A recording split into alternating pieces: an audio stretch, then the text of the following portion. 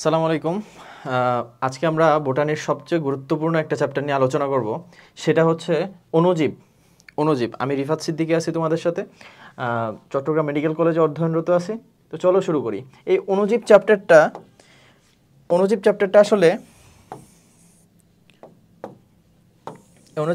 আসলে তিনটা জিনিস নিয়ে ফর্ম হয়েছে। একটা হচ্ছে ভাইরাস, দেন হচ্ছে ব্যাকটেরিয়া, দেন হচ্ছে ম্যালেরিয়া। এই তিনটা জিনিস নিয়ে আমাদের হোল চ্যাপ্টারটা ফর্ম হয়েছে। অণুজীব ইংলিশ কি? ইংলিশ হচ্ছে মাইক্রোবস বা মাইক্রো অর্গানিজম। এই অণুজীব তত্ত্বের জনক বলা হয় কাকে? অণুজীব তত্ত্বের জনক বলা হয় লুই পাস্তুরকে। বিজ্ঞানী লুই পাস্তুরকে বলা হয় অণুজীব তত্ত্বের জনক। তো চলো আমরা ভাইরাস নিয়ে আলোচনা শুরু করি। ভাইরাস আসলে কি? ভাইরাস হচ্ছে একটা অতি আণুবীক্ষণিক জীব, অর্থাৎ আমরা ইংলিশে বলি আলট্রা মাইক্রোস্কোপিক জীব। ভাইরাসের ক্ষেত্রে দেখা যায় ভাইরাস মূলত নিউক্লিক অ্যাসিড এবং প্রোটিন দিয়ে গঠিত। ভাইরাস কি দিয়ে গঠিত? ভাইরাস হচ্ছে নিউক্লিক অ্যাসিড এবং প্রোটিন দিয়ে গঠিত। ভাইরাসের গঠনটা হচ্ছে এইরকম। ভাইরাসের ভিতরে থাকে নিউক্লিক অ্যাসিড এবং চারদিকে থাকে প্রোটিনের আবরণ। এই প্রোটিনের আবরণটাকে বলা হয় ক্যাপসিড। প্রোটিনের আবরণটাকে কি বলা হয়? ক্যাপসিড। এটা কিন্তু এবার ঢাবি ভর্তি পরীক্ষা আসছে। তাহলে আমরা ভাইরাস যদি বলি, ভাইরাস শব্দের অর্থ হচ্ছে বিষ। ভাইরাস শব্দের অর্থ কি? বিষ। ভাইরাস একটা ল্যাটিন শব্দ, ঠিক আছে? ভাইরাস একটা ল্যাটিন শব্দ যার অর্থ হচ্ছে বিষ। ভাইরাস মূলত অতি আণুবীক্ষণিক, তার মানে নর্মাল মাইক্রোস্কোপে এটাকে দেখা যাবে না, দেখতে গেলে আলট্রা মাইক্রোস্কোপ লাগবে। এবং ভাইরাসের গঠন যদি বলি, ভাইরাস হচ্ছে একটা নিউক্লিক অ্যাসিড, ভিতরে থাকে নিউক্লিক অ্যাসিড এবং চারদিকে প্রোটিন আবরণ দিয়ে গঠিত। কেন্দ্রীয় অংশ কি? নিউক্লিক অ্যাসিড, আর চারদিকে হচ্ছে প্রোটিন আবরণ দিয়ে গঠিত। যে প্রোটিন আবরণটাকে কি বলা হয়? ক্যাপসিড বলা হয়, ক্যাপসিড, ঠিক আছে? তাহলে কি ভাইরাস একটা কোষ ফর্ম করলো? না, ভাইরাস কিন্তু একটা কোষ ফর্ম করে নাই। কারণ কোষ ফর্ম করতে গেলে এটার ভিতরে কোষীয় অঙ্গাণু লাগবে, প্লাস্টিড লাগবে, মাইটোকন্ড্রিয়া লাগবে, নিউক্লিয়াস লাগবে, গলগি অ্যাপারেটাস লাগবে, কিন্তু কিছুই নাই এখানে।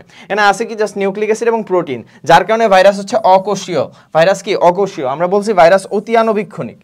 এবং সবচেয়ে মজার ব্যাপার হচ্ছে ভাইরাস জীবদেহের ভিতরে যখন আসবে তখন রোগ সৃষ্টি করবে, কিন্তু জীবদেহের বাইরে এরা নিষ্ক্রিয় অবস্থায় বিরাজ করে। ভাইরাস জীবদেহের ভিতরে কি হবে? সক্রিয় হবে। যেমন দেখো, আমি যদি এক্সাম্পল দিই, করোনা ভাইরাস কিন্তু যখন জীবদেহের ভিতরে ঢুকছে তখনই দেখা গেছে এটা বংশ বিস্তার করতে পারছে, সংখ্যা বৃদ্ধি করতে পারছে। কিন্তু যখন এটা হচ্ছে বাইরে ছিল বা এয়ারে ছিল তখন কিন্তু একটা থেকে দুইটা হইতে পারে নাই। তার মানে আমরা ভাইরাসের যদি কমপ্লিট একটা সংজ্ঞা দাঁড় করাইতে যাই, কি হবে? ভাইরাস হলো নিউক্লিক অ্যাসিড, কেন্দ্রীয় অংশ এবং প্রোটিন আবরণ দিয়ে গঠিত। ভাইরাস অকোষীয়, অতি আণুবীক্ষণিক এবং বাধ্যতামূলক পরজীবী, যা জীবদেহের অভ্যন্তরের রোগ সৃষ্টি করে এবং জীবদেহের বাইরে নিষ্ক্রিয় অবস্থায় বিরাজ করে। এই হচ্ছে ভাইরাস। ভাইরাস তাহলে একটা ল্যাটিন শব্দ যার অর্থ বিষ। তাহলে আমরা আশা করি জানি। তাহলে এখন ভাইরাস গঠিত রোগ কোনগুলো আছে? ভাইরাস গঠিত রোগ হচ্ছে সাধারণ সর্দি বা কমন কোল্ড, তারপর হচ্ছে ইনফ্লুয়েঞ্জা, ডেঙ্গু, চিকনগুনিয়া, জলাতঙ্ক, তারপর হচ্ছে গুটি বসন্ত মানে বসন্ত রোগ আর কি, তারপর হচ্ছে আমাদের বার্ড ফ্লু। অনেকগুলো নাম আছে এখানে, ঠিক না? এটা তাহলে কিভাবে মনে রাখবো? আমি একটা নেমোনিক্স দিচ্ছি, ওই নেমোনিক্স দিয়ে মনে রাখতে পারো। আচ্ছা, নেমোনিক্সটা হইলো এটা যে হায় হায় বসন্ত মাস এলো। হায় বসন্ত মাস এলো, ভাইকে ইনফ্লুয়েঞ্জা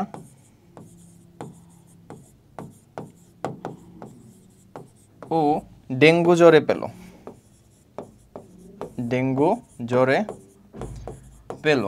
তাহলে এগুলা হচ্ছে কি? এগুলো হচ্ছে আমাদের ভাইরাস গঠিত রোগের মনে রাখার জন্য একটা নেমোনিক্স, ঠিক আছে? তো যাদের এমনিতেই মনে থাকে গুড, আর যাদের মনে থাকে না তাদের জন্য আমি বলছি, হায় বসন্ত মাস এলো, ভাইকে ইনফ্লুয়েঞ্জা এবং ডেঙ্গু জ্বরে পেল। দেখো এখানে কিন্তু আমাদের অলমোস্ট সবগুলা ভাইরাস গঠিত রোগের কথা চলে আসছে। হায় দিয়ে কি? হাই দিয়ে হচ্ছে হেপাটাইটিস,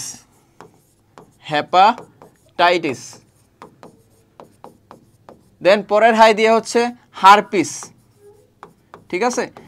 তাহলে দুইটা শেষ। এবার হচ্ছে বসন্ত, বসন্ত দিয়ে দুইটা, একটা হচ্ছে গুটি বসন্ত, দেন হচ্ছে জল বসন্ত। তারপরে দেখো মাস, মাস দিয়ে হচ্ছে মামস, মাস দিয়ে কি মামস।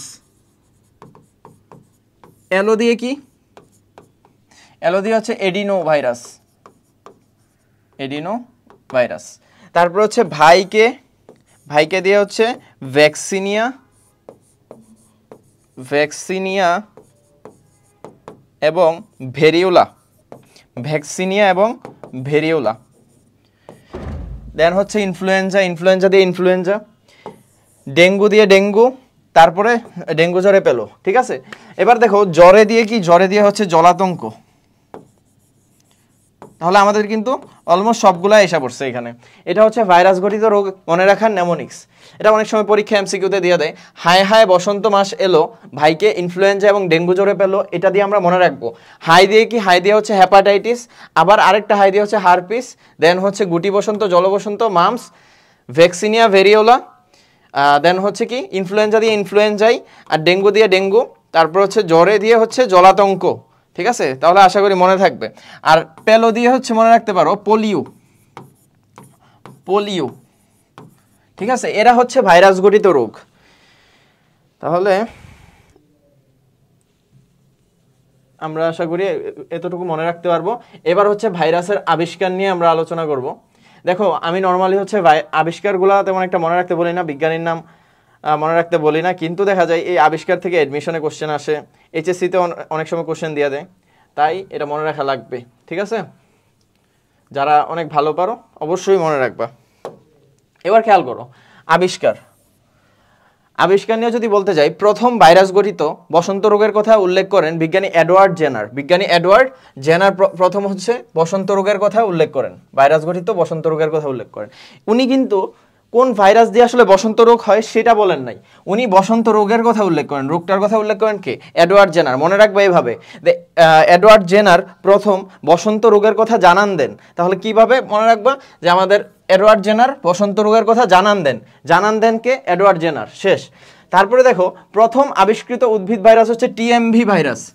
প্রথম আবিষ্কৃত উদ্ভিদ ভাইরাসটার নাম কি, টিএমভি ভাইরাস। আর প্রথম আবিষ্কৃত ভাইরাস ঘটিত রোগের নাম কিন্তু কি, বসন্ত রোগ। আর ভাইরাসটার নাম হচ্ছে টিএমভি ভাইরাস। টিএমভির ফুল ফর্ম কি, tobacco mosaic virus, tobacco mosaic virus. তারপরে সবগুলো তো লাগবে না, তারপরে দেখো দিমিত্রি আইভানোভাস্কি, খুবই ইম্পর্টেন্ট। দিমিত্রি আইভানোভাস্কিকে বলা হয় ভাইরাসের আবিষ্কারক। মনে রাখবা আ দিয়ে হচ্ছে আইভানোভাস্কি এবং আ দিয়ে হচ্ছে ভাইরাসের আবিষ্কারক। ঠিক আছে, আচ্ছা কোশ্চেন হচ্ছে ভাইয়া কেন ওনাকে হচ্ছে ভাইরাসের আবিষ্কারক বলা হয়? একটা জিনিস বলি আমি, সেটা হচ্ছে ভাইরাস কিন্তু ব্যাকটেরিয়া থেকে ছোট, তার মানে ব্যাকটেরিয়া বড়, ব্যাকটেরিয়া হচ্ছে সাইজে বড়। ঠিক আছে, তাহলে খেয়াল করো, ব্যাকটেরিয়া যদি সাইজে বড় হয়ে থাকে, আমি যদি একটা ফিল্টার নেই, ফিল্টার পেপার, যেটাতে ব্যাকটেরিয়াকে ফিল্টার করব, যেটাতে ব্যাকটেরিয়াকে ফিল্টার করব, মানে হচ্ছে এখানে ব্যাকটেরিয়াগুলো আটকাবে। এর থেকে ছোট যে সাবস্টেন্সগুলো আছে সেগুলো কি আটকাবে? আটকাবে না। এর থেকে ছোট সাবস্টেন্সকে ভাইরাস, ভাইরাস কিন্তু এদিক দিয়ে হচ্ছে চলে যাবে, ঠিক না? তো উনি কি করছেন, একটা রোগাক্রান্ত তামাক গাছ থেকে তামাক রস সংগ্রহ করে কি করছেন, উনি হচ্ছে ওই ব্যাকটেরিয়া রোধক ফিল্টারে উনি ফিল্টার করার ট্রাই করছেন, কিন্তু আসলে এখানে ফিল্টার হয় নাই। তারপরে যখন ওই রসটা ভালো যেই তামাক গাছগুলো আছে ওগুলোর উপর ছিটায় দেন, সুস্থ তামাক গাছগুলোতেও রোগ সৃষ্টি হয়। ঠিক আছে, তো এই জিনিসটা আবিষ্কার করার কারণে দিমিত্রি আইভানোভাস্কিকে বলা হয় ভাইরাসের আবিষ্কারক। কি বলা হয়? ভাইরাসের আবিষ্কারক বলা হয়, ভাইরাসের আবিষ্কারক বলা হয়। তোমাদের কিন্তু এটা খুবই ইম্পর্টেন্ট একটা ইনফো। তারপর হচ্ছে ওয়াল্টার রিড হচ্ছে কি করছেন, মানুষের সর্বপ্রথম ইয়েলো ফিভার বা পিতজ্বর সৃষ্টিকারী ভাইরাস আবিষ্কার করেন। আশা করি এতটুকু মনে থাকবে। এরপরে আসি ভাইরাসের জনককে। তাহলে আমরা এতক্ষণ জানলাম কি, ভাইরাসের আবিষ্কারক জানছি। ভাইরাসের জনককে বা ফাদার অফ ভাইরোলজি কাকে বলা হয়? সেটা হচ্ছে স্ট্যানলি। স্ট্যানলিকে কেন ভাইরোলজির জনক বলা হয়? কারণ উনি হচ্ছে অনেক কষ্টের একটা কাজ করছে, সেটা হচ্ছে 1 টন তামাক পাতা থেকে মাত্র 1 চামচ ভাইরাস সংগ্রহ করেন। ঠিক আছে, 1 টন তামাক পাতা থেকে মাত্র 1 চামচ টোবাকো মোজাইক ভাইরাস যেটা আছে সেটা ক্রিস্টাল সংগ্রহ করেন, যার কারণে ওনাকে হচ্ছে পরবর্তীতে নোবেল দেওয়া হয় এবং ওনাকে হচ্ছে ভাইরোলজির জনক বলা হয়। ঠিক আছে, তাহলে আমাদের ভাইরোলজির জনককে, ভাইরোলজির জনক হচ্ছে স্ট্যানলি। স্ট্যানলিকে কি বলা হয়? স্ট্যানলিকে বলা হয় ভাইরোলজির জনক। তাহলে আমি আরেকবার আবিষ্কারকের নামগুলো রিক্যাপিচুলেট করি। প্রথমে আসে অণুজীব তত্ত্ব। অণুজীব তত্ত্বের জনককে বা মাইক্রোবায়োলজির জনককে লুই পাস্তুর গেল। তারপর হচ্ছে আমাদের ভাইরাসের আবিষ্কারককে দিমিত্রি আইভানোভাস্কি। তারপর হচ্ছে ভাইরোলজির জনককে, ভাইরোলজির জনক হচ্ছে কে, ভাইরোলজির জনক বললাম স্ট্যানলিকে। ঠিক আছে, আশা করি এতটুকু মনে থাকবে। অ্যাটলিস্ট বিজ্ঞানীর নামগুলো মনে রাখো, ভিতরে কাহিনী না মনে রাখলেও চলবে। এরপরে আসি একটা ইম্পর্টেন্ট ইনফো, যেটা আমরা বলছিলাম যে ভাইরাসের গঠনটা ছিল এরকম, ভেতরে ছিল নিউক্লিক অ্যাসিড আর চারদিকে ছিল প্রোটিনের আবরণ বা ক্যাপসিড ছিল, ঠিক না, প্রোটিন আবরণ ছিল। আচ্ছা, এই গঠনটা আসলে কে দিছে? এই গঠনটা হচ্ছে বিজ্ঞানী বর্ডেন বা ব্যাডেন এবং পিরি দিছে। ঠিক আছে, পিরি এবং ব্যাডেন ভাইরাসের রাসায়নিক প্রকৃতি নিয়ে আলোচনা করছেন। ঠিক আছে, সর্বপ্রথম ভাইরাসের রাসায়নিক প্রকৃতি, এটা ভাইরাসের রাসায়নিক গঠন। তাহলে ভাইরাসের রাসায়নিক গঠন নিয়ে আলোচনা করেন কে? বিজ্ঞানী পিরি এবং ব্যাডেন। তারপরে আসি এইচআইভি নিয়ে। এইচআইভি এর ফুল ফর্ম কি? এইচআইভি নিয়ে একটু আলোচনা করি আমরা, কারণ এখন এটা হচ্ছে খুব রাইজিং একটা টপিক। এইচআইভি ফুল ফর্ম হচ্ছে হিউম্যান ইমিউনো ডেফিসিয়েন্সি ভাইরাস। তাহলে ভাইরাসটার নাম কি? Human immuno deficiency virus. এটার কারণে যে রোগটা হয় সেটার নাম হচ্ছে এইডস। এইডসের ফুল ফর্ম কি? Acquired ইমিউনি deficiency syndrome. তার মানে আমাদের এইচআইভির জন্য যে সিনড্রোমগুলো, সাইন সিমটমগুলো শো হয়, সেটাকে বলা হয় এইডস। আসলে এইচআইভি কি? যখন একটা মানুষের এইচআইভি হয়, এইচআইভি কীভাবে হয় সেটা তো তোমরা জানো। যাই হোক, যখন একটা মানুষের এইচআইভি হয় তখন হচ্ছে ওর যে ইমিউনিটিটা আছে বা রোগ প্রতিরোধ ব্যবস্থা আছে সেটা হচ্ছে সাপ্রেস হয়ে যায়। মানে হচ্ছে রোগ প্রতিরোধ ব্যবস্থাটা অলমোস্ট ধ্বংস হয়ে যায়। ওর দেখা যায় নর্মাল কোনো যদি ডিজিজ হয় তখনও ওর সিরিয়াস পর্যায়ে চলে যায় এটা। তাহলে এইচআইভি ফুল ফর্মটা তো আমরা দেখলাম, হিউম্যান ইমিউনো ডেফিসিয়েন্সি ভাইরাস। এখন এইচআইভি আসলে আবিষ্কার করেন কে? মনে রাখবে এইভাবে, বিজ্ঞানী গ্যালো, নাম কি? গ্যালো এইচআইভি আবিষ্কার করতে গেল। এইচআইভি আবিষ্কার করতে গেল, আশা করি মনে থাকবে, এইচআইভি আবিষ্কার করতে গেল। তাহলে এই বিজ্ঞানীর নামগুলো তো আমি বললাম, যেগুলো বলছি ওগুলাই লাগবে। আমরা নেক্সট স্লাইডে যাই। আচ্ছা, এখানে খেয়াল করো, এখানে ভাইরাসের সাইজ নিয়ে আলোচনা করা হয়েছে। ভাইরাসের সাইজ আসলে 8 থেকে 300 ন্যানোমিটার পর্যন্ত হচ্ছে বিস্তার করে। 8 থেকে 300 ন্যানোমিটার পর্যন্ত হচ্ছে ভাইরাসের সাইজটা হয়ে থাকে। ঠিক আছে, এখন ভাইরাস তার মানে অনেক ছোট, ন্যানোমিটার মানে কি? অনেক ছোট। তাহলে এই কারণে ভাইরাসকে বলা হয় অতি আণুবীক্ষণিক, যেটা হচ্ছে ইলেকট্রন মাইক্রোস্কোপ ছাড়া দেখা যায় না। ঠিক আছে, তাহলে সবচেয়ে ছোট ভাইরাসের নাম কি? সবচেয়ে ছোট ভাইরাসের নাম হচ্ছে গবাদি পশুর ফুট অ্যান্ড মাউথ রোগ সৃষ্টিকারী ভাইরাস, সবচেয়ে ক্ষুদ্র। মনে থাকবে 8 থেকে 12 ন্যানোমিটার। গবাদি পশুর ফুট অ্যান্ড মাউথ রোগের যে ভাইরাস সেটা হচ্ছে 8 থেকে 12 ন্যানোমিটার। আর তাহলে সবচেয়ে বড় কোনটা? আপ টু যেগুলো হইতে পারে সবগুলোই বড়। দেখা যায় এখন করোনা ভাইরাসও অনেক বড় হয়ে গেছে। ঠিক আছে, এবার হচ্ছে ভাইরাসের প্রকৃতি নিয়ে আমরা তো আলোচনা করছি। ভাইরাস আসলে কি? ভাইরাস কি জীব নাকি জ্বর? কোনটা আসলে? ভাইরাস আসলে জীবও না জ্বরও না। ভাইরাসের মধ্যে জীবীয় বৈশিষ্ট্যটাও দেখা যায়, আবার জড় বৈশিষ্ট্যও দেখা যায়, যার কারণে ভাইরাসকে বলা হয় জীব এবং জ্বরের মধ্যে সেতু বন্ধনকারী, মানে ব্রিজ বিটুইন আমাদের লিভিং অ্যান্ড নন লিভিং। ঠিক আছে, এই কারণে ভাইরাস জীবও না আবার জ্বরও না, ভাইরাসই। ভাইরাস একটা আলাদা সত্তা। ঠিক আছে, এটা কে বলছে? বিজ্ঞানী লোভ বলছেন। তো এত বিজ্ঞানীর নাম আসলে মনে রাখা লাগবে না টোটালি, পরীক্ষা আসে 2-1টা, বুঝছো? যাই হোক, ভাইরাসই, এটা বলছে বিজ্ঞানী লোভ। তার মানে ভাইরাসের মধ্যে কিছু জীবীয় বৈশিষ্ট্যও থাকবে, কিছু জড় বৈশিষ্ট্যও থাকবে। এখানে দেখো কিছু ভাইরাসের শেপ নিয়ে আলোচনা করা হয়েছে। আমরা যদি এটা ফার্দার জানবো সামনে ক্লাসে, ভাইরাসের যখন ক্লাসিফিকেশন পড়বো তখন। টিএমপিটা দেখো দণ্ডাকার, তা এরকমভাবে অনেকগুলো ভাইরাসের শেপ দিছে। এই যে ইবোলা ভাইরাস সিলিন্ড্রিক্যাল, ঠিক আছে, শেপটা দেখো সিলিন্ড্রিক্যাল কিন্তু। আচ্ছা, এখন আমরা ভাইরাসের বৈশিষ্ট্য নিয়ে আলোচনা করব। কি বলছিলাম? ভাইরাস হচ্ছে জীবও না বা লিভিংও না, আবার হচ্ছে জড় বস্তুও না। ঠিক আছে, ভাইরাসই। ভাইরাস যখন জীবদেহে প্রবেশ করে তখন জীবীয় বৈশিষ্ট্যগুলো শো করে, যখন হচ্ছে জড় অবস্থায় থাকে তখন কিন্তু বংশবৃদ্ধি করতে পারে না, জড় বৈশিষ্ট্যগুলো শো করে। ঠিক না? আচ্ছা, তার মানে এর মধ্যে কিছু জীবীয় বৈশিষ্ট্যও দেখা যাবে, আবার কিছু জড় বৈশিষ্ট্যও দেখা যাবে। তাইলে ভাইরাসের জীবীয় রাসায়নিক বৈশিষ্ট্য কোনগুলো, জড় রাসায়নিক বৈশিষ্ট্য কোনগুলো? আমি যদি তোমাদের এমসিকিউর জন্য বলতে যাই, ইন গ্রোস এভাবে মনে রাখতে পারো, ভাইরাসের জড় বৈশিষ্ট্যের মধ্যে সব নেগেটিভ কথা থাকবে, সব নেগেটিভ কথাগুলো থাকবে, সব নেগেটিভ কথাগুলো থাকবে ভাইরাসের জড় বৈশিষ্ট্যতে। দেখো তুমি শুধুমাত্র 5 নাম্বারটা ছাড়া বাকি সবগুলাতেই নেগেটিভ কথা, 5 নাম্বারটা শুধুমাত্র পজিটিভ কথা। ভাইরাস অকোষীয়, অতি আণুবীক্ষণিক আমরা বলে ফেলছি না, ডান। ভাইরাস অকোষীয়, অতি আণুবীক্ষণিক, তাহলে অকোষীয় হইলে কি কোনো কোষীয় অঙ্গাণু এর মধ্যে থাকবে? থাকবে না। তারপরে হচ্ছে ভাইরাসের মধ্যে কোনো বিপাকীয় এনজাইম নেই, ভাইরাসের মধ্যে কি নাই? বিপাকীয় এনজাইম নেই, নেগেটিভ কথা। খাদ্য গ্রহণ করে না, যার কারণে পুষ্টিক্রিয়াও নেই, ঠিক আছে, সবগুলো নেগেটিভ কথা। অকোষীয়, অতি আণুবীক্ষণিক, ছোট, তারপর হচ্ছে তোমার কি বিপাকীয় এনজাইম নেই, এর বডিতে কোনো, নর্মালি ভাইরাসের বডিতে কোনো এনজাইম নেই। তবে কিছু কিছু ব্যতিক্রম আছে, আমরা বলবো কোন কোন ভাইরাসে আসলে এনজাইম থাকে। বিপাকীয় এনজাইম নেই, খাদ্য গ্রহণও করে না, পুষ্টিক্রিয়া নেই। এবার দেখো ভাইরাস জীবকোষের সাহায্য ছাড়া স্বাধীনভাবে প্রজননে সক্ষম না, ঠিক আছে, এটাও একটা নেগেটিভ কথা। ব্যাকটেরিয়া রোধক ফিল্টারে ভাইরাস ফিল্টারযোগ্য না, ঠিক আছে, এটা তো আমরা আগে বলছি। দেন হচ্ছে 6 নম্বরটা দেখো, জীবকোষের বাইরে ভাইরাস রাসায়নিক কণার মতো নিষ্ক্রিয়, তাও নেগেটিভ কথা। তারপরে বলছি কি, ভাইরাসের দৈহিক বৃদ্ধি নেই, ভাইরাসের দৈহিক বৃদ্ধি নেই, পরিবেশের উদ্দীপনায় এ সাড়া দেয় না। দেন হচ্ছে ভাইরাস রাসায়নিকভাবে প্রোটিন এবং নিউক্লিক অ্যাসিডের সমাহার মাত্র, এটাও কিন্তু একটা নেগেটিভ কথা। তারপরে হচ্ছে আমরা যে অ্যান্টিবায়োটিক খাই, এটা একটা ইন্টারেস্টিং ব্যাপার। আমাদের দেখা যায় সর্দি হলে অ্যান্টিবায়োটিক খেয়ে ফেলি, আসলে কি এটা কোনো কাজ করতে পারে? এটা কিন্তু কোনো কাজ করতে পারে না।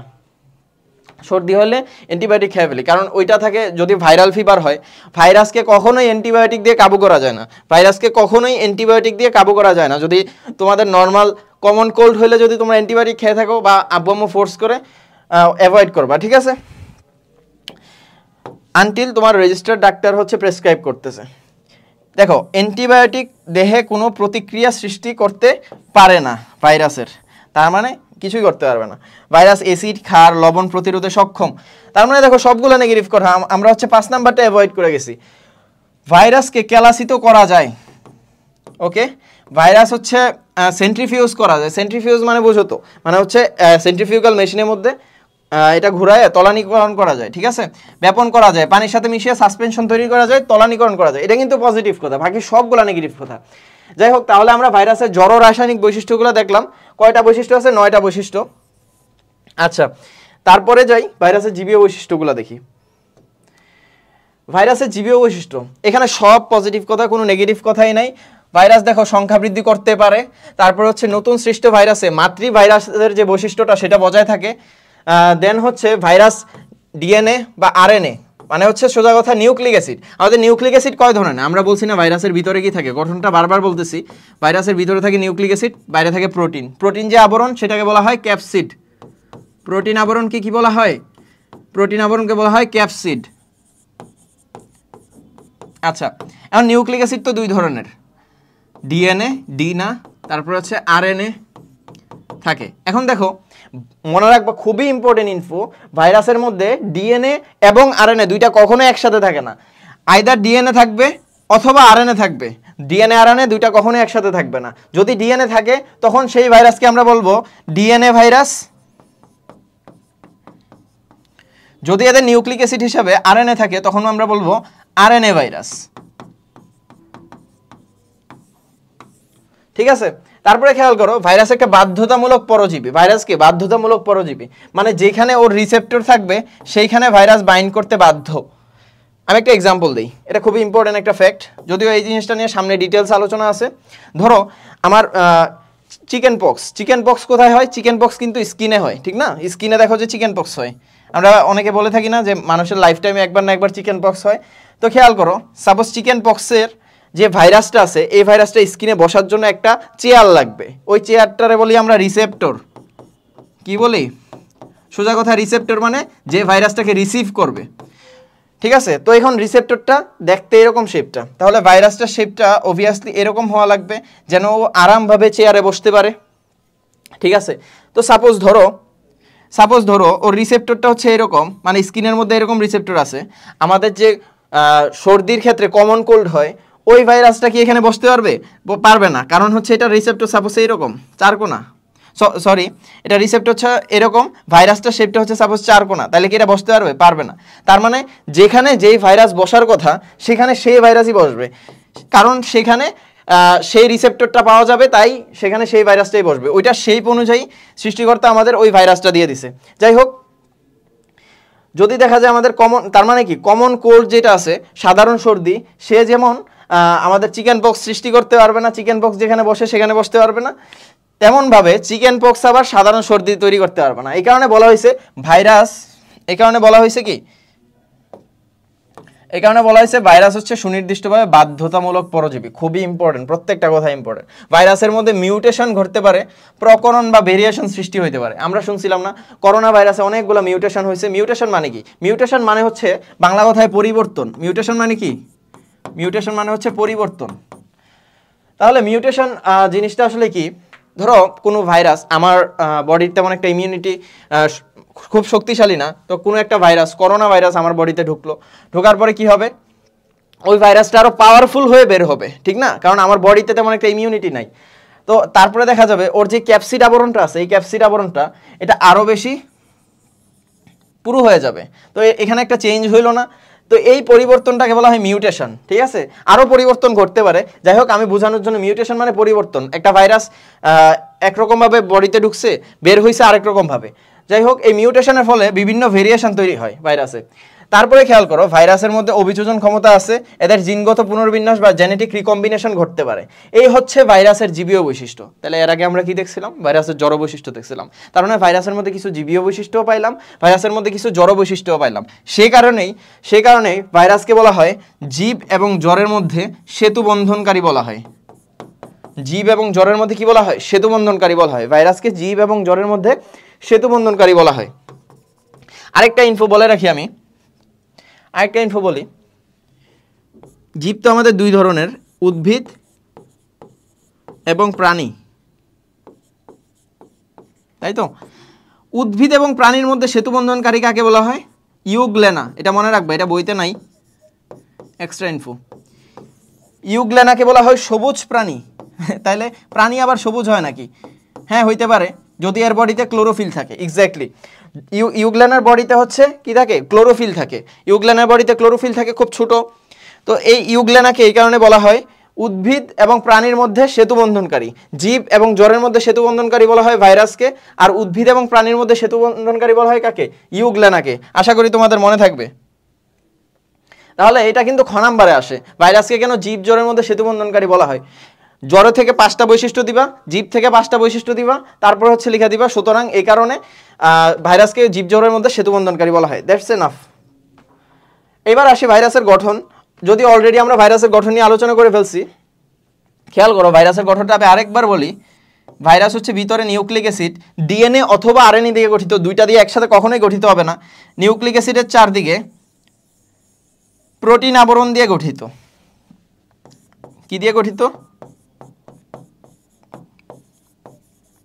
প্রোটিন আবরণ দিয়ে গঠিত, যেটাকে আমরা বলি ক্যাপসিড। কি বলি? ক্যাপসিড বলি। ক্যাপসিড এই পুরাটাকে বলি। এখন এই ক্যাপসিডের প্রত্যেকটা ইউনিটকে বলি আমরা, ক্যাপসিডের যে প্রত্যেকটা ইউনিট আছে একে বলি ক্যাপসোমিয়ার। কি বলি? ক্যাপসোমিয়ার। তাহলে ক্যাপসিডের প্রত্যেকটা সাব ইউনিটকে কি বলা হয়? ক্যাপসোমিয়ার বলা হয়। তাহলে এটা জানবা। এখন সব ভাইরাসে আসলে এই প্রোটিন আবরণটা থাকে, নিউক্লিক অ্যাসিড থাকে। কিছু কিছু ভাইরাস আছে যাদের ক্ষেত্রে দেখা যায় এই প্রোটিন আবরণের চারদিকে একটা লিপিড বা চর্বির আবরণ দেখা যায়। কিসের আবরণ দেখা যায়? লিপিড বা চর্বির আবরণ দেখা যায়। লিপিড বা চর্বির আবরণ দেখা যায়। তাহলে একসাথে আমরা কি বলতে পারি? লিপিড আর তার ভিতরে থাকে প্রোটিন, দুইটাকে একসাথে আমরা বলতে পারি লিপোপ্রোটিন। কি বলতে পারি? লিপোপ্রোটিন। তার মানে সোজা কথা, ভাইরাসের কিছু কিছু ভাইরাস আছে যার ভিতরে নিউক্লিক অ্যাসিড থাকে, বাইরে প্রোটিন থাকে এবং তার বাইরে লিপিড আবরণ থাকে। একসাথে আমরা বলি এই আবরণটাকে লিপোপ্রোটিন। যেসব ভাইরাসে লিপোপ্রোটিন আবরণ পাওয়া যায় সেসব ভাইরাসকে বলা হয় লিপোভাইরাস। কি বলা হয়? লিপোভাইরাস। যেসব ভাইরাসে লিপোপ্রোটিন আবরণ পাওয়া যায় সেসব ভাইরাসকে বলা হয় লিপোভাইরাস। যেসব ভাইরাসে প্রোটিন আবরণ এবং লিপিড আবরণ দুইটা একসাথে পাওয়া যায়, অর্থাৎ লিপোপ্রোটিন একসাথে পাওয়া যায়, সেসব ভাইরাসকে বলা হয় লিপোভাইরাস। তাহলে লিপোভাইরাস কারা কারা আছে সেটা আমরা দেখব।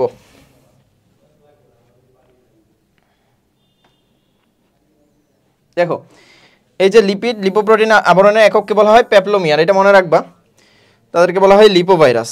আচ্ছা, লিপোভাইরাসের এক্সাম্পল হচ্ছে আমাদের করোনা ভাইরাস আছে, করোনা ভাইরাস একটা লিপোভাইরাস, তারপর এইচআইভি একটা লিপোভাইরাস, হারপিস একটা লিপোভাইরাস। এই যে এটা হচ্ছে লিপোভাইরাসের এক্সাম্পলগুলো, ঠিক আছে? ইনফ্লুয়েঞ্জা, হারপিস, এইচআইভি, করোনা, এরা কি লিপোভাইরাস, মনে রাখবা। তার মানে এদের ক্ষেত্রে লিপোপ্রোটিনের আবরণটা দেখা যায়।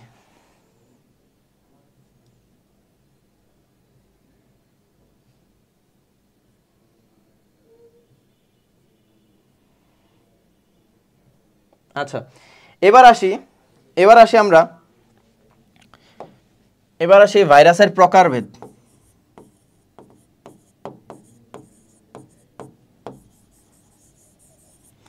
ভাইরাসের প্রকারভেদ নিয়ে আলোচনা করতে গেলে ভাইরাসকে অনেকভাবে ভাগ করা যায়। সবচেয়ে ইম্পর্টেন্ট প্রকারটা হচ্ছে নিউক্লিক অ্যাসিডের উপর ভিত্তি করে ভাইরাসের প্রকারভেদ। কিসের উপর? Nucleic acid. নিউক্লিক অ্যাসিডের ভিত্তিতে। এখন খেয়াল করো, আমাদের ভাইরাসে তো নিউক্লিক অ্যাসিড থাকে, ইদার ডিএনএ থাকবে অথবা আরএনএ থাকবে। এখন যেসব ভাইরাসে ডিএনএ থাকবে সেসব ভাইরাসকে বলা হয় ডিএনএ ভাইরাস, আর যেসব ভাইরাসে আরএনএ থাকবে তাদেরকে বলা হবে কি? RNA virus. এখন খেয়াল করো, আমাদের এখানে এক্সাম্পলটা মনে রাখা সবচেয়ে important, very very very very important. এখন তুমি ডিএনএ ভাইরাসের খালি এক্সাম্পলটা মনে রাখবা, এছাড়া যা ভাইরাস পাবা সব আরএনএ ভাইরাস, তাহলে মনে রাখা ইজি। ডিএনএ ভাইরাসের তাহলে এক্সাম্পল কি? এটা মনে রাখবা একটা নেমোনিক্স দিয়ে, ঠিক আছে?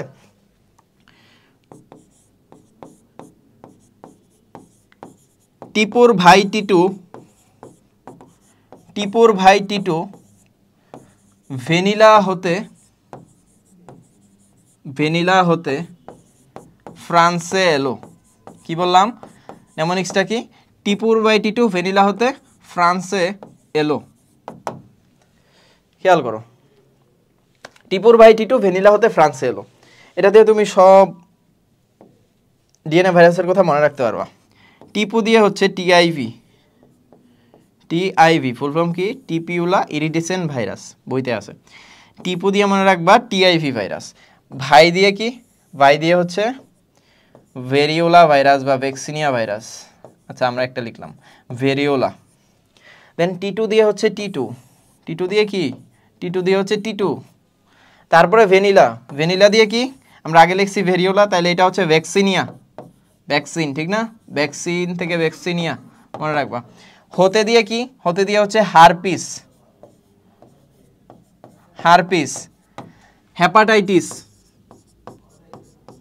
হেপাটাইটিস।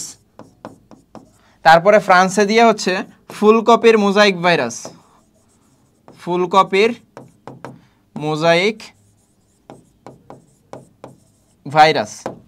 তারপরে এলো দিয়ে কি? Adeno virus. তাহলে খেয়াল করো, আমাদের ডিএনএ ভাইরাসের এক্সাম্পলগুলো দেখি। টিপুর ভাই টিটু ভ্যানিলা থেকে ফ্রান্সে এলো। টিপু দিয়ে হচ্ছে টিআইভি, ভাই দিয়ে হচ্ছে ভেরিওলা, টিটু দিয়ে হচ্ছে টিটু, ভ্যানিলা দিয়ে ভ্যাকসিনিয়া, দেন হচ্ছে হতে দিয়ে দুইটা, একটা হচ্ছে হারপিস, হেপাটাইটিস। ফ্রান্সে দিয়ে কি? ফুলকপির মোজাইক ভাইরাস, আর এলো দিয়ে হচ্ছে এডিনো ভাইরাস। তো আশা করি মনে থাকবে। এছাড়া যা যা পাবা সবগুলাই আরএনএ ভাইরাস। যদি বলি করোনা ভাইরাস কি ভাইরাস? RNA virus. আশা করি মনে থাকবে তোমাদের। আচ্ছা,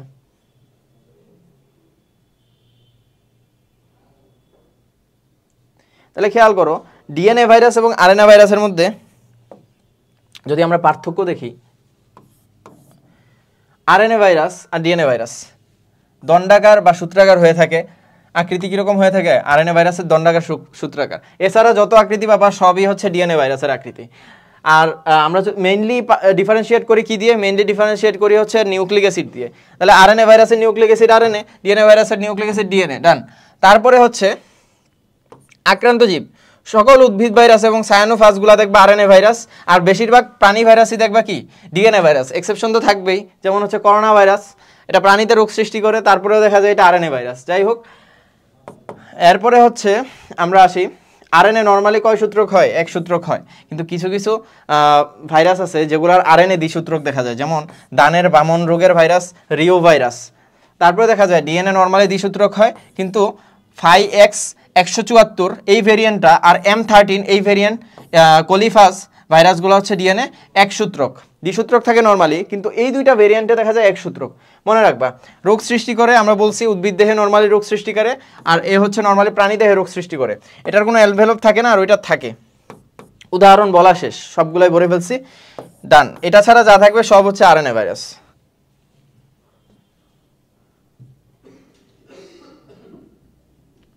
আচ্ছা, তাহলে আমরা ভাইরাসের প্রকারভেদ নিয়ে আলোচনা করছিলাম, ডিএনএ আরএনএ দেখছিলাম, ডিএনএ ভাইরাস, আরএনএ ভাইরাস।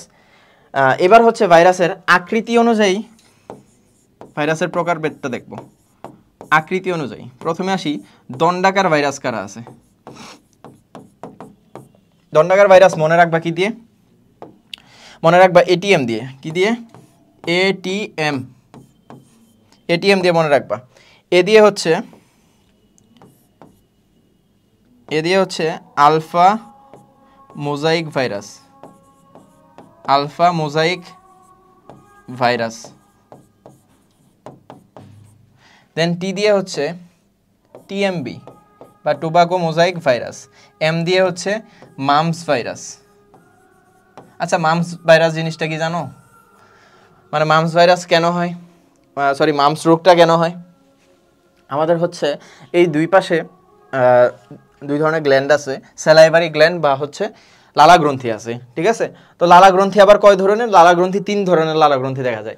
একটা হচ্ছে প্যারোটিড গ্রন্থি, একটা হচ্ছে সাবলিঙ্গুয়াল গ্রন্থি, সাবমেন্ডিবুলার গ্রন্থি, এই 3টা দেখা যায়। তো আমাদের কানের নিচে যেটা থাকে সেটা হচ্ছে প্যারোটিড গ্রন্থি। এই প্যারোটিড গ্রন্থিটা অনেক সময় এই মামস ভাইরাস দিয়ে সংক্রমিত হয়, যার কারণে এই অংশটা ফুলে যায়, সেটাকে বলা হয় মামস রোগ।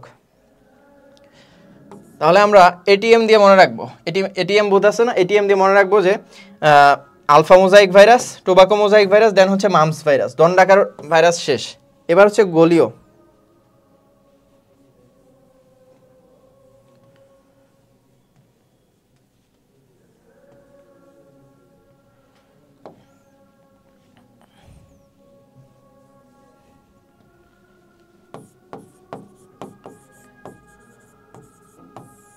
গোলীয় মনে রাখবা,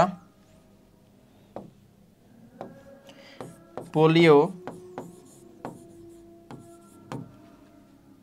ডেঙ্গু, ও আছে না এগুলোর লাস্টে, ও পোলিও, গোলীয়, ডেঙ্গু, গোলীয়। দেন হচ্ছে আর দুইটা আছে, টিআইভি, দেন এইচআইভি। তাহলে এরা হচ্ছে কি? এরা সবাই হচ্ছে গোলীয়। পোলিও, টিআইভি, এইচআইভি, ডেঙ্গু, এরা হচ্ছে কি? গোলীয়। মনে রাখবা।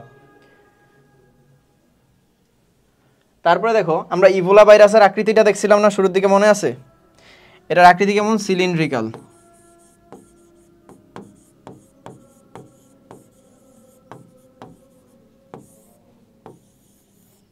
সিলিন্ড্রিক্যাল হচ্ছে ইবোলা।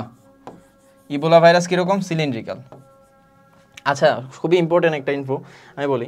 ইবোলা হচ্ছে তোমার, ইবোলা কিসের নাম? ইবোলা কি ফার্স্টে ভাইরাসের নাম ছিল? ইবোলা ছিল নদীর নাম। কিসের নামে নাম হয়েছে? নদীর নাম। ইবোলা একটা নদীর নাম।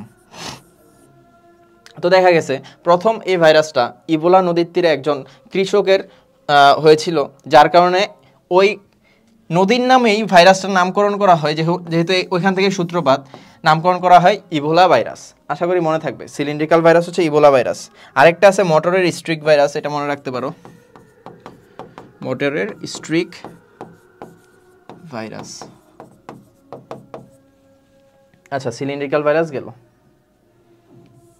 তাহলে আমরা টোটাল 3টা আকৃতি দেখলাম। একটা হচ্ছে দণ্ডাকার, দেন হচ্ছে গোলাকার, এরপরে হচ্ছে কি সিলিন্ড্রিক্যাল দেখলাম। এবার আমরা হচ্ছে দেখবো ব্যাঙ্গাচি আকৃতির কারা কারা আছে। ব্যাঙ্গাচি আকৃতির কারা?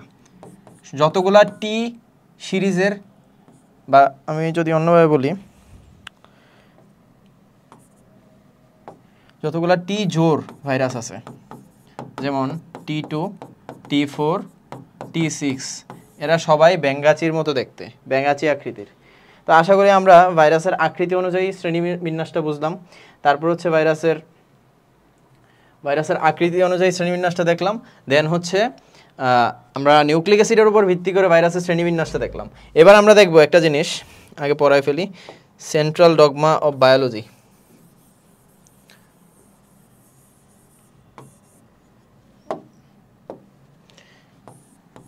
সেন্ট্রাল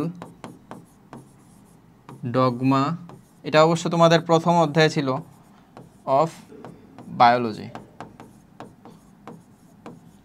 বা জীববিজ্ঞানের কেন্দ্রীয় প্রত্যয়।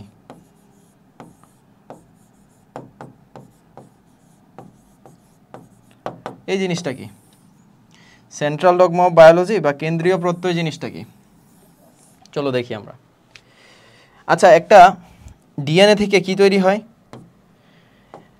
একটা ডিএনএ থেকে আমাদের নর্মালি ডিএনএ তৈরির যে প্রক্রিয়া, এটাকে কি বলা হয়? এটাকে বলা হয় রেপ্লিকেশন। এটাকে কি বলা হয়? অনুলিপন অথবা রেপ্লিকেশন বলা হয় ইংলিশে। ডিএনএ তৈরির প্রক্রিয়াকে বলা হয় রেপ্লিকেশন, এটা আমরা জানি সবাই। ডিএনএ থেকে এমআরএনএ তৈরির প্রক্রিয়াকে কি বলা হয়? ডিএনএ থেকে এমআরএনএ তৈরির প্রক্রিয়াকে কি বলা হয়? ডিএনএ থেকে এমআরএনএ তৈরির যে প্রক্রিয়া, এটাকে বলা হয় ট্রান্সক্রিপশন। কি বলা হয়? ট্রান্সক্রিপশন। তারপরে আসি, এমআরএনএ থেকে প্রোটিন তৈরির প্রক্রিয়াকে কি বলা হয়? এমআরএনএ থেকে প্রোটিন তৈরির প্রক্রিয়াকে বলা হয় ট্রান্সলেশন। তাহলে আমরা দেখলাম ডিএনএ থেকে ডিএনএ তৈরির প্রক্রিয়াকে বলা হয় রেপ্লিকেশন বা অনুলিপন। ডিএনএ থেকে এমআরএনএ তৈরির প্রক্রিয়াকে বলা হয় ট্রান্সক্রিপশন। এমআরএনএ থেকে প্রোটিন তৈরির প্রক্রিয়াকে বলা হয় ট্রান্সলেশন। এগুলো নিয়ে অনেক ডিটেলস পড়ছো তোমরা হচ্ছে ফার্স্ট চ্যাপ্টারে। এবার খেয়াল করো, এমআরএনএ থেকে উল্টা পথে ডিএনএ তৈরির কি কোনো প্রক্রিয়া আছে? হ্যাঁ আছে। এটার নাম হচ্ছে কি? এটার নাম হচ্ছে রিভার্স ট্রান্সক্রিপশন। যেহেতু এইখান থেকে এইখানে গেলে বলি ট্রান্সক্রিপশন, তাহলে উল্টা পথে আসলে কি বলবা? উল্টা পথে আসলে বলবা রিভার্স ট্রান্সক্রিপশন।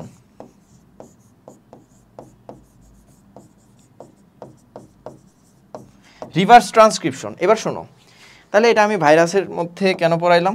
ভাইরাসের সাথে কিভাবে রিলেটেবল, চলো আমরা দেখি। তাহলে রিভার্স ট্রান্সক্রিপশন, এমআরএনএ থেকে ডিএনএ তৈরি। যেসব ভাইরাসে এমআরএনএ থেকে ডিএনএ তৈরি হয় বা রিভার্স ট্রান্সক্রিপশন ঘটে, সোজা কথা, সেসব ভাইরাসকে বলা হয় রেট্রোভাইরাস। কি ভাইরাস? কি ভাইরাস ভাইয়া? রেট্রোভাইরাস। যেসব ভাইরাসে এমআরএনএ থেকে উল্টা পথে ডিএনএ তৈরি হয়, সেসব ভাইরাসে অর্থাৎ রিভার্স ট্রান্সক্রিপশন হয়, সেসব ভাইরাসকে বলা হয় রেট্রোভাইরাস। এরকম রেট্রোভাইরাসের এক্সাম্পল কি? এক্সাম্পল হচ্ছে corona virus, HIV virus, HIV এবং করোনা। এরা কি রেট্রোভাইরাসের এক্সাম্পল। এদের মধ্যে রিভার্স ট্রান্সক্রিপশন ঘটে। খুবই ইম্পর্টেন্ট, মনে রাখবা। এই হচ্ছে আমরা আমাদের ভাইরাসের শ্রেণী বিভাগ নিয়ে আলোচনা করলাম। চলো এবার হচ্ছে কয়েকটা ভাইরাসের গঠন নিয়ে আলোচনা করব আমরা। ভাইরাসের গঠন তোমাদের বইতে হচ্ছে দুইটা দেয়া আছে, এক হচ্ছে টিএমবির গঠন, আরেকটা হচ্ছে কি টি2 ভাইরাসের গঠন। টিএমবির ফুল ফর্ম কি? টিএমবির ফুল ফর্ম হচ্ছে টোবাকো মোজাইক ভাইরাস। তামাক গাছের যে মোজাইক ভাইরাস, এটাকে আমরা বলি টিএমবি। এটার স্পেশালিটি হলো, এটা হচ্ছে এটার ফিগার। তোমরা পরীক্ষার মধ্যে চেষ্টা করবা দুইটাই আঁকতে, যদি না পারো এটা এঁকে দিবা। আমরা তো এটার গঠনটা দেখাইছিলাম না, ভিতরে থাকে নিউক্লিক অ্যাসিড, চারদিকে থাকে ক্যাপসিড বা প্রোটিন আবরণ। যে ক্যাপসিড আছে, ক্যাপসিডের প্রত্যেকটা সাব ইউনিটকে বলা হয় ক্যাপসোমিয়ার। ঠিক আছে, এখন এই ভাইরাসটা দৈর্ঘ্য প্রস্থ কীরকম? দৈর্ঘ্যটা প্রস্থের প্রায় 17 গুণ, তার মানে অনেক লম্বা। এটা মনে রাখবা, দৈর্ঘ্য হচ্ছে প্রস্থের 17 গুণ। দৈর্ঘ্যটা কত লাগবে না, মুখস্থ করার দরকার নাই। তারপরে খেয়াল করো, বাইরের যে আবরণ সেটাকে বলা হয় কি? ক্যাপসিড বলা হয়। ক্যাপসিডের প্রত্যেকটা উপ-একককে বা সাব ইউনিটকে বলা হয় ক্যাপসোমিয়ার। এবার খেয়াল করো, এই ক্যাপসোমিয়ার তো প্রোটিন দিয়ে তৈরি হয়, আর আমরা জানি প্রোটিন হচ্ছে অনেকগুলো অ্যামাইনো অ্যাসিড দিয়ে গঠিত হয়। এখানে কয়টা অ্যামাইনো অ্যাসিড থাকে? 158টা অ্যামাইনো অ্যাসিড থাকে। 158টা অ্যামাইনো অ্যাসিড থাকে ভাইয়া, তাহলে এটা মনে রাখবা। এবার হচ্ছে আরএনএ নিয়ে কথা বলি। আরএনএ গঠিত হয় নিউক্লিওটাইড দিয়ে। আরএনএ অনেকগুলো নিউক্লিওটাইড দিয়ে গঠিত হয়। কতটা নিউক্লিওটাইড থাকে? 6500টি নিউক্লিওটাইড থেকে। মোটামুটি আমাদের ভাইরাসের গঠনের মধ্যে, টোবাকো ভাইরাসের গঠনের মধ্যে এগুলো লিখবা, আশা করি পারবা। এবার আসি আমরা টি2 ফাজ নিয়ে। টি2 ব্যাকটেরিওফাজ নিয়ে কথা বলি বা টি2 ভাইরাস নিয়ে। শোনো এখানে এই যে ফাজ লিখলাম, ফাজ কথার মানে কি? ফাজ কথার মানে হচ্ছে টু ইট বা বক্ষণ পড়া বা খেয়ে ফেলা, সোজা বাংলায় খেয়ে ফেলা। ঠিক আছে, তাহলে টি2 ব্যাকটেরিওফাজ নিয়ে আমরা এখন আলোচনা করব। এই যে দেখো, টু ইট বা বক্ষণ করা হচ্ছে এটার অর্থ, প্রকৃত অর্থ। তাহলে এটা যেসব ভাইরাস ব্যাকটেরিয়াকে খেয়ে ফেলে সেসব ভাইরাসকে বলা হয় ফাজ ভাইরাস। তাহলে যেসব ভাইরাস ব্যাকটেরিয়াকে খেয়ে ফেলবে তাদেরকে কি বলা হবে? ফাজ ভাইরাস। কারণ কি? কারণ ব্যাকটেরিয়া তো বড় আর ভাইরাস হচ্ছে বেশি ক্ষতিকর আর কি। তো দেখা যায় এটা ব্যাকটেরিয়াকেও ধ্বংস করে ফেলে। যে সমস্ত ভাইরাস ভাইয়া ব্যাকটেরিয়াকে আক্রমণ করে এবং ব্যাকটেরিয়াকে ধ্বংস করে ফেলে তাদেরকে বলা হয় ব্যাকটেরিওফাজ। মনে রাখবা। সর্বপ্রথম বিজ্ঞানী টর্টি, আচ্ছা এখানে মুছে গেছে, বিজ্ঞানী টর্ট, আমি লিখে দেই, বিজ্ঞানী টর্টি হচ্ছে টি2 ভাইরাস আবিষ্কার করেন। বিজ্ঞানী টর্টি টি2 ব্যাকটেরিওফাজ আবিষ্কার করেন। এবার হচ্ছে আমরা টি2 ফাজের গঠনটা নিয়ে আলোচনা করব। এটা হচ্ছে একটা টি2 ফাজের ফিগার। এই ফিগারটা তোমরা পরীক্ষার মধ্যে ড্র করবে। আমি কিন্তু বলে দিতেছি যে কোনটা আসলে পরীক্ষায় আঁকবা। সবগুলো ফিগার তো আসলে আঁকার মতো না। তাহলে খেয়াল করো, প্রথম কথা হচ্ছে টি2 ফাজ ভাইরাসটা, যে ভাইরাসটা আছে এটা কি ডিএনএ ভাইরাস না আরএনএ ভাইরাস? মনে করো তো একটু, আমি একটা নেমোনিক্স দিছিলাম না ভাইয়া, টিপোর ভাই টি2 ভেনিলা থেকে ফ্রান্সে এলো। এখানে টিপোর ভাই টি2 দিয়ে কিন্তু কি এটা ডিএনএ ভাইরাস ইন্ডিকেট করতেছে। তাহলে এটা একটা ডিএনএ ভাইরাস, তার মানে এটার ভিতরে যে নিউক্লিক অ্যাসিড আছে সেই নিউক্লিক অ্যাসিড হিসাবে কি থাকবে? ডিএনএ থাকবে। সেই নিউক্লিক অ্যাসিড হিসাবে কি থাকবে? ডিএনএ থাকবে। ডাবল স্ট্র্যান্ড ডিএনএ থাকে। তাহলে খেয়াল করো, আর বাকি চারদিকে কি থাকে? প্রোটিন আবরণ থাকে বা ক্যাপসিড বলি আমরা এটাকে। কি বলি? ক্যাপসিড বলি। তাহলে আমরা যদি বলি, একদম ডিটেলস আলোচনা করি, এটা হচ্ছে সবচেয়ে বেশি পরিচিত ভাইরাস। এটার মধ্যে কি কি পার্ট থাকে দেখো, মাথা, তারপরে থাকে কলার থাকে, দেন বাকি পুরাটা অংশ কি? লেজ। তাহলে এই যে মাথাটা দেখতে কিরকম?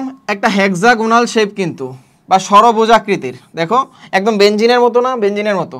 তাহলে এই মাথার ভিতরে কি থাকে? এখানে ডিএনএ থাকে। আর এটা হচ্ছে একটা কলার, এই যে শার্টের কলারের মতো, টি শার্টের কলারের মতো। আচ্ছা, দেন কি থাকে? এটা হচ্ছে পুরাটা লেজ। লেজের আবার অংশ দেখো, এটা হচ্ছে বেস প্লেট। এই পুরাটা কি? Base plate. বেস প্লেটের মধ্যে কি থাকে? এগুলার বলা হয় স্পাইক। এই যে এই তিনটা, এগুলার কি বলা হয়? স্পাইক বলা হয়। আর এরকম 6টা থাকে স্পর্শক তন্তু থাকে। কয়টা স্পর্শক তন্তু থাকে ভাইয়া? 6টা স্পর্শক তন্তু থাকে। কয়টা? 6টা স্পর্শক তন্তু, মনে রাখবা। এই জিনিসগুলাই আসলে এখানে লিখবা। চলো আমরা দেখি কি কি লিখছে এখানে। সর্বাধিক পরিচিত ভাইরাস হচ্ছে টি2 ভাইরাস, ডান। তারপরে হচ্ছে মাথা আর লেজ নিয়ে আলোচনা করব। মাথা হচ্ছে একটা ষড়ভুজাকৃতি প্রিজমের ন্যায় গঠন। ঠিক আছে, ষড়ভুজাকৃতি প্রিজমের ন্যায় গঠন। এখানে নিউক্লিওটাইড থেকে 60,000 জোড়া। আর ক্যাপসুমিয়ারের সংখ্যা কয়টা? 2000টা। আর এর মধ্যে প্রায় 150টা জিন থাকে। এগুলো লিখতে পারো, ঠিক আছে। আমার অবশ্যই এই সংখ্যাভিত্তিক তথ্যগুলো কম মনে থাকতো, আমি বেসিক জিনিসটা লিখে ফেলতাম আর হচ্ছে পিকচারটা আঁকতাম আর কি পরীক্ষার হলে। তারপরে হচ্ছে দেখো, টি2 ভাইরাসের ডিএনএ দ্বিসূত্রক নর্মাল, এর ওজনের প্রায় 50%, 50% ডিএনএ আর 50% প্রোটিন। আর লেজের মধ্যে কি ইম্পর্টেন্ট জিনিস থাকে? কলার থাকে, স্পর্শক তন্তু থাকে 6টা, আর স্পাইক থাকে 3টা। এই জিনিসপাতিগুলো থাকে আর কি। এবার চলো আমরা তাহলে ভাইরাসের গঠন দেখে ফেললাম।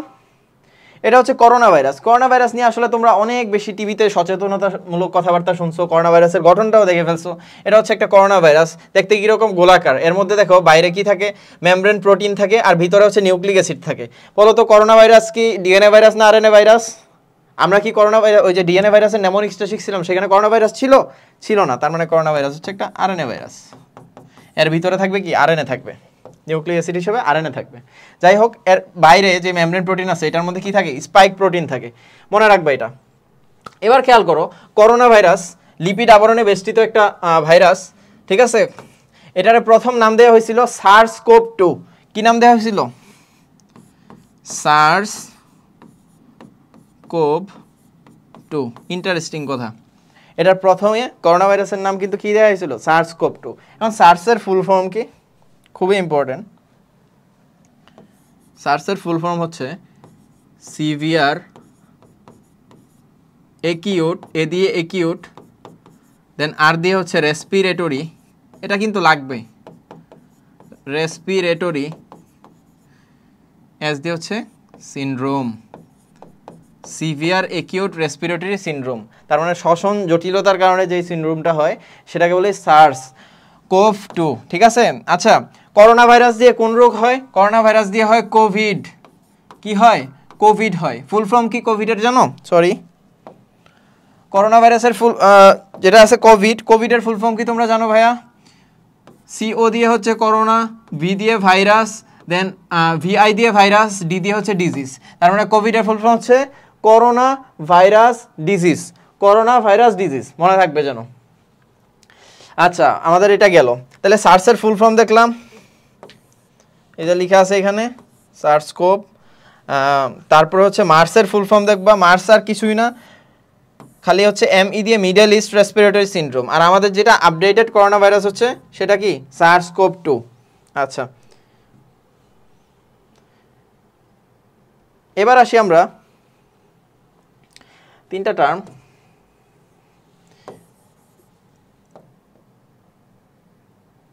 বেসিক তিনটা টার্ম। আচ্ছা, এখান থেকেই দেখাই দিই আমি। একটা হচ্ছে এন্ডেমিক, একটা হচ্ছে এপিডেমিক, প্যান্ডেমিক। এই তিনটা নিয়ে তোমরা অনেক গোলায় ফেলো। শোনো, যদি ছোট এরিয়াতে কোনো রোগ দেখা যায়, তখন এটার বলা হয় এন্ডেমিক। মানে একটা ধরো আমি বললাম যে কুমিল্লার মধ্যে ডেঙ্গু দেখা যাইতেছে, আর বাংলাদেশে অন্য কোথাও তেমন একটা দেখা যাইতেছে না, তাহলে ওই ডেঙ্গুটা হচ্ছে কুমিল্লার এন্ডেমিক একটা রোগ। মানে অল্প একটা এরিয়া জুড়ে যেই ডিজিজটা হচ্ছে অনেক বেশি ছড়ায় পড়ে, সেটার নাম কি? এন্ডেমিক। সেটার নাম কি ভাইয়া? এন্ডেমিক। আর যদি এরকম হয় এপিডেমিক, কি? বেশ বিস্তীর্ণ অঞ্চল জুড়ে, সাপোজ পুরো এরিয়া জুড়ে, পুরো বাংলাদেশ জুড়ে আমি বললাম সে আল্লাহ না করুক, ইবোলা ভাইরাস হচ্ছে ছড়ায় পড়ছে, ঠিক আছে? তাহলে বাংলাদেশ এরিয়াটা বড় না? মানে হচ্ছে এন্ডেমিকটা ছোট, তার থেকে বড় হচ্ছে কে? এপিডেমিক। এরপরে আসি প্যান্ডেমিক। প্যান্ডেমিক কোনটা? পুরা বিশ্বে যদি ছড়ায় পড়ে, মানে অনেক বেশি জায়গা জুড়ে ছড়ায় পড়ে, সেটা হচ্ছে প্যান্ডেমিক। তাহলে আশা করি পার্থক্যটা বুঝছো। এন্ডেমিক হচ্ছে অল্প জায়গা, এপিডেমিক হচ্ছে তার থেকে একটু বেশি জায়গা। আর প্যান্ডেমিক মানে কি? এন্ডেমিক, এপিডেমিক আর প্যান্ডেমিক মানে পুরা বিশ্ব জুড়ে যদি ছড়ায় পড়ে, এটা বলা হবে। তাহলে আমাদের এতটুকু আলোচনা ছিল প্রথম টপিক নিয়ে, বাকিটা আমরা হচ্ছে পরবর্তী ক্লাসে দেখবো। Thank you.